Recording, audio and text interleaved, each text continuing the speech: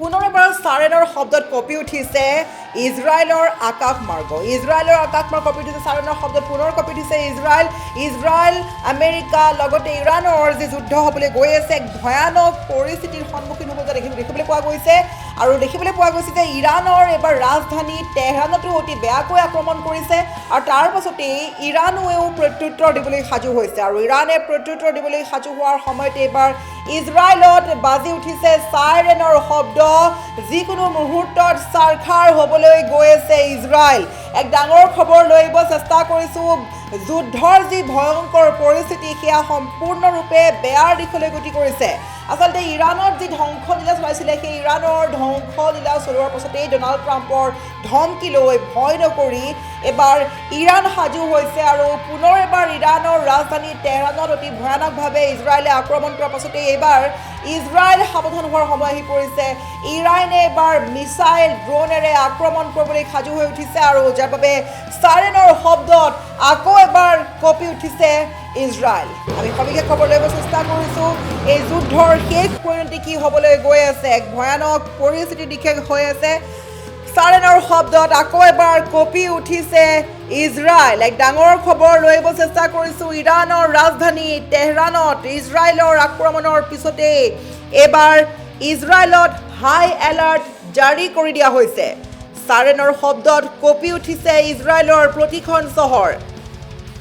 Donald ট্ৰাম্পে যি ধমকি দিছিলে সেই ধমকৰ লগে লগেই কঁপি উঠিছিল তেহৰান আৰু 10টাৰো অধিক বিস্ফোৰণত তছনছ হৈ পৰিছে ইৰাণৰ ৰাজধানী তেহৰান। আৰু তেহৰানত আক্ৰমণৰ পিছতেই বন্ধ হৈ পৰিছে ইণ্টাৰনেট সেৱা আৰু আমেৰিকান বিমানৰণক লৈ ইৰাণৰ আকাশত নিষেধাজ্ঞা জাৰি কৰি কঠোৰ হৈছে ইৰাণ।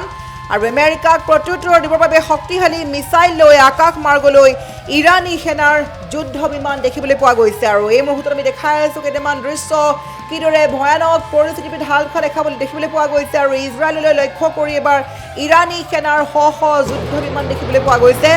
ইৰাণৰ নতুন সুপ্ৰিম লিডাৰ মুস্তাবা খেমেইনিৰ নিৰ্দেশত কাটাৰতো ইৰাণৰ মিছাইল নিক্ষেপ কৰিছে আৰু কাটাৰৰ ব্যৱসায়িক এলেকা ড্ৰোনেৰে আক্ৰমণ কৰিছে ইৰাণে।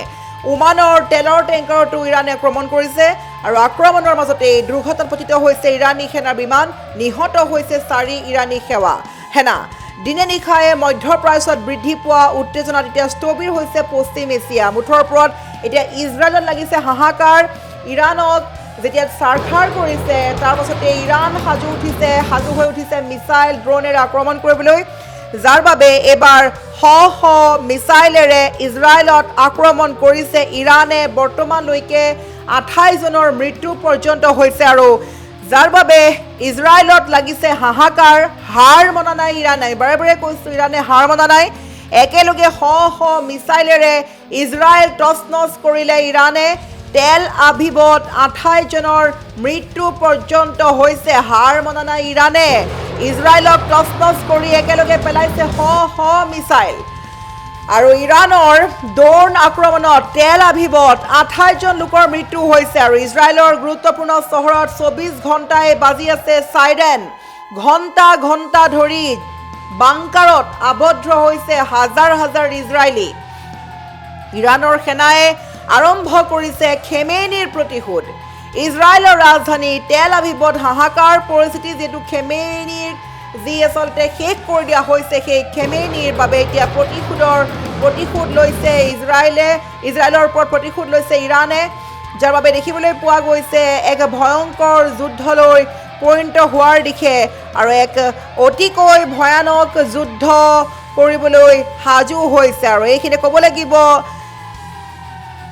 যে ইৰাণৰ যি সৰ্বোচ্চ নেতা আছিলে আয়াতুল্লাহ খামেইনিৰ যি মৃত্যু ঘটিলে, খামেইনি কন্যা নাতিসহ পৰিয়ালৰ 4 জনৰ মৃত্যুৰ দাবী উত্থাপিত কৰিছে।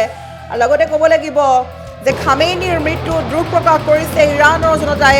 ইৰাণেও নিশ্চিত কৰিছে খামেইনিৰ মৃত্যু হোৱাৰ তথ্য আৰু ইৰাণত 40 দিন ধৰি ৰাষ্ট্ৰীয় শোক ঘোষণা কৰা হৈছে। আচলতে এয়া এক প্ৰকাৰ ইতিহাসৰ সকলোতকৈ ভয়ংকৰ আক্ৰমণ বুলি ক'ব লাগিব। খামেইনাৰ খামেনেইৰ মৃত্যুৰ পাছতেই আমেৰিকা ইজৰাইলক হুমকি ইৰাণৰ আৰু খামেনেইৰ মৃত্যুৰ খবৰৰ পাছতে ইৰাণৰ সংবাদ মাধ্যমত উত্তেজনা তীব্ৰতৰ হৈ পৰিছে ইজৰাইল আৰু আমেৰিকাৰ সামৰিক ঘাটিৰ বিৰুদ্ধে অতি তীব্ৰ অভিযান চলোৱাৰ পৰিকল্পনা কৰা বুলি ইতিমধ্যে সদৰি কৰিছে আৰু এই ঘোষণাই আন্তঃৰাষ্ট্ৰীয় পৰ্যায়ত সৃষ্টি কৰিছে এক নতুন উত্তেজনাৰ আৰু ইৰাণৰ সৰ্বোচ্চ ধৰ্মগুৰু আয়াতুল্লাহ আলী খামেইনক হত্যা কৰা হৈছে আৰু দেওবাৰে পুৱা আমেৰিকা আৰু ইজৰাইলৰ যৌথ আক্ৰমণত তেওঁৰ মৃত্যু হৈছে খামেইনিৰ মৃত্যুৰ পাছতেই ইৰাণৰ ইছলামিক ৰিভলিউচনাৰী গাৰ্ড কৰ্পছে আমেৰিকা আৰু ইজৰাইলৰ বিৰুদ্ধে তীব্ৰ আমেৰিকাৰ আক্ৰমণৰ ভাবুকি দিছে আৰু ইতিহাসৰ এই আটাইতকৈ নৃশংস আক্ৰমণ আৰম্ভ কৰাৰ হুংকাৰ দিছে IRGC আৰু খামেনেইৰ মৃত্যুৰ খবৰ লগতে এতিয়া ইৰাণৰ আৰু অধিক উত্তেজনা বৃদ্ধি পাইছে ইৰাণে এতিয়া হুংকাৰ দিছে আৰু এই হুংকাৰত এতিয়া কঁপি উঠিছে ইজৰাইলত 24 ঘণ্টাই বাজিছে চাৰেনৰ শব্দ পুনৰ এবাৰ ক'ব চেষ্টা কৰিছোঁ ইৰাণৰ খামেনেইক মৃত্যু কৰাৰ পিছতেই ইজৰাইলক প্ৰত্যুত্তৰ দিবলৈ সাজু হৈছে ইৰাণ আৰু ইৰাণৰ মিছাইলেৰে আক্ৰমণ কৰা হৈছে ইজৰাইল আৰু ইতিমধ্যে ইজৰাইলী সম্পূৰ্ণ 15জন লোকৰ মৃত্যু হৈছে আৰু বৰ্তমান চাৰেনৰ শব্দত পুনৰ এবাৰ কঁপিছে ইজৰাইল